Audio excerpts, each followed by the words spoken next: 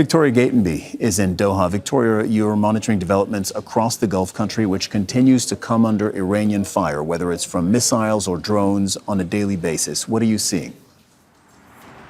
Yeah, well, GCC countries are continuing to call for de-escalation and dialogue. They say that this is not their war to fight, that they are adopting a defensive posture, not an offensive one with Iran. So we heard in the press conference earlier by the Qatar Foreign Ministry spokesman that they want de-escalation. They want these attacks on Qatar to stop immediately. They call them outrageous. They call them a betrayal. He said that there could be no negotiation, no consideration about what Iran wanted to talk about until the attacks on Qatar and the GCC stopped. Having said that, just an hour ago, a couple of hours after that press conference was held, we heard yet again 2 missile attacks being intercepted. The Ministry of Defence have confirmed that all the missiles were intercepted, but it's interesting timing given that that press conference happened a couple of hours ago. In terms of the wider GCC and diplomacy, Arab leaders say they have been warning for years, really since Israel's war on Gaza, about the regional instability in this region. They're calling for de-escalation and diplomacy. Diplomatic activity here. Well, the Egyptian foreign minister has been meeting with Qatar's emir and also the prime minister and foreign minister of Qatar. Now, the Egyptian foreign minister has mooted the idea that really the GCC has to have a more kind of collective security posture. The foreign ministry spokesman really saying that that wasn't discussed in their meeting. They concentrated on the immediate attacks that they're having to deal with from Iran as a region. So calling for de-escalation and dialogue, but it seems from what we've just witnessed in the last hour that Iran is not ready yet to change strategy. Tawhid Asadi, you're in Tehran. So you heard Victoria's reporting. Gulf countries continue to condemn Iran for its attacks on the Gulf and across the region, and they continue to call on Iran to stop those attacks. Meanwhile, you've been following latest statements from the Iranian Foreign Ministry, amongst others. What are you hearing from them? Well, actually, the latest comes from Iranian Foreign Minister himself, Abbas Araghchi, who came about this very recent situation. And of course, I'm citing him. He said that we don't say that we say that we don't want war doesn't mean that we say that we don't war is not because we want sustained war, but because we want the war to be finished in a situation in a way that our adversaries do not think about the repetition of aggression and attack once again. So this is a sort of concern that is out there for Iranians now that they are in the middle of a full-fledged all-out war scenario, and now that they are saying that they are ready for a long-time war, for a war of attrition. They are worried that in case of a ceasefire there is a possibility for next rounds of attacks to be coming, and on that we know that the Iranian foreign minister said that right now negotiation or ceasefire is not being considered in Tehran, and that is exactly coming from the same reason.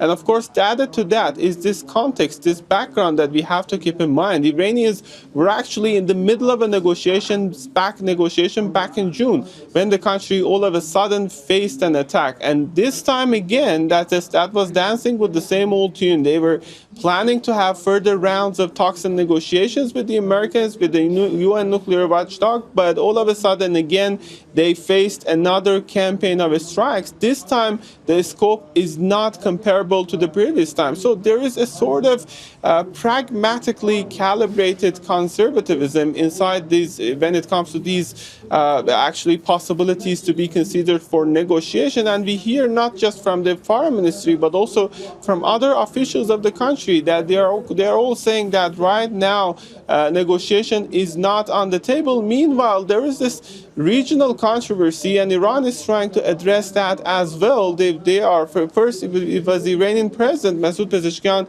coming out to apologize to the regional countries. And of course, the gist of the matter, again, repeated by different Iranian officials, is that we are not at war with regional countries. We are at war with the U.S. bases which are located in the region. And they had this warning given ahead of these recent round of confrontations. They said that in case any third country gives the green light to the Americans or Israelis to use their airspace, to use their land territories to target the Iranian territories, the response is going to be retaliatory. The response is going to be a tit-for-tat strategy. And now, with this tension ramping up to an unprecedented level after the U.S. president invited other countries to get in, again, we hear this from Iranian spokesperson for the Ministry of Foreign Affairs, that in case of any country, either regional or beyond that, getting involved to this already escalated situation, the repercussion is going to be for those countries who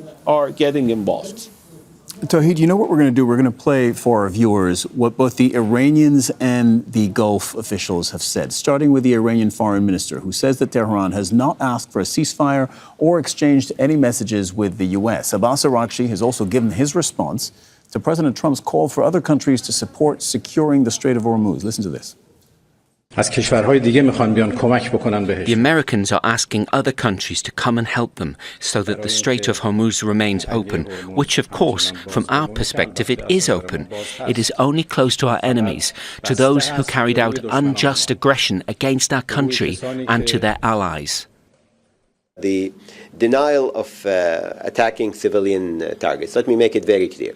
Since the Iranian attacks have started on Qatar, the threats and the attacks on civilian targets have not stopped, including last Saturday when a missile with the trajectory towards the residential area was intercepted, and threats came out of unofficial media outlets of Iranians claiming specific companies and specific geographies that will be attacked in residential areas and commercial areas in Qatar.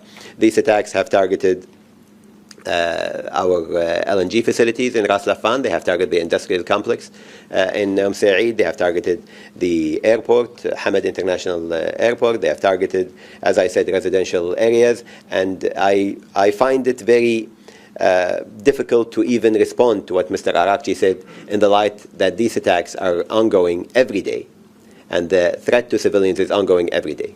The fact that we had to evacuate, civilians and students and faculty during the weekend is just one realization of what this means for the people who are living in these conditions. But we also assert that we have been able to this point, due to the bravery of the people in our armed forces, to withstand all of these threats and attacks without any real damage to the safety and security of Qatar. So off the back of that, you were just listening to the spokesperson for the Qatar Foreign Ministry. Let's bring in Victoria Gatenby and discuss that a little bit more. Victoria, the Qatar, and this mirrors what other Gulf countries have been saying, they are, of course, very angry at the repeated attacks from Iran on their territory. We just heard that. Their second biggest problem, you could argue their biggest problem, is actually the Strait of Hormuz, which is choked off and blocked by Iran. And that prevents these energy-rich countries from exporting their oil and gas, which is their entire means of sustenance for their economy, to their consumers around the world. What are they saying about that? Well, yeah, and that's one of the points that the foreign ministry spokesman was making in that press conference, that they can't change the geography of this region. Qatar is a neighbor of Iran. It shares the world's largest gas field. It has to find a way of working with Iran once this is over. So one of the reasons they've always up to now kept diplomatic channels open is because they've had to have a relationship with them. Now, the Strait of Hormuz is, as you say, crucial to not only Qatar, but all the oil and gas exporting countries in this region. It's a chokehold at the moment. They cannot get oil and gas out. And that is, he admitted, a huge problem, not only for this region, but for the wider world. Europe, Asia relies on the gas that is supplied by this region. Qatar has one of the world's largest gas fields. It provides 20% of the world's liquefied natural gas. And at the moment, it's paused its production because it says it has to protect its workers and its vital infrastructure. It cannot get any cargo through that Strait of Hormuz. Similar problem to the oil-producing countries. They've got the same problem. So he was saying, there is a committee, talk of a committee being established to possibly coordinate the escort exporting of cargo ships through that strait. He said Qatar had not made a decision on that yet, that he might have more information on that after the Eid holidays. But he really made the point in the press conference that this, yes, is a problem for Qatar and the other GCC countries whose wealth is built on oil and gas, but it's also a wider problem for the whole world. Victoria Gatenby in Doha, thank you very much. Tawhid Asadi in the Iranian capital, Tehran, thank you.